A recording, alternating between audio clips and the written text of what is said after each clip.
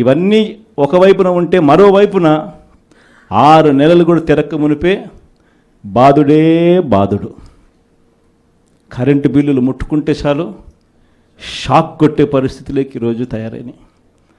15,000 కోట్ల రూపాయలు 6 నెలలు తిరక్క తరికే 15,000 కోట్ల రూపాయలు ప్రజల నెత్తిన కరెంటు బిల్లులు షాకుల రూపంలో వేయగలిగిన పాలకుడు ఎవడైనా ఉన్నాడు అని అంటే అది నిజంగా ఒక చంద్రబాబు నాయుడు మాత్రమే ఇలాంటి దుర్మార్గాలు చేయగలుగుతాడు. మూడో వ్యక్తి ఎవడు చేయలేని పరిస్థితి. ఆ లెవెల్లో బాధుడే బాధుడు. మరోవైపున చూస్తే ఈ బాధుడుకు తోడు సూపర్ 6లు సూపర్ 7లు అమలు చేయకపోవడానికి తోడు మనం ఇస్తా ఉన్న పథకాలన్నీ కూడా ఇవ్వకుండా వదిలేసినకు దానికి తోడు వీటి అన్నిటికీ తోడు ఇంకా ఏం జరుగుతూ ఉంది?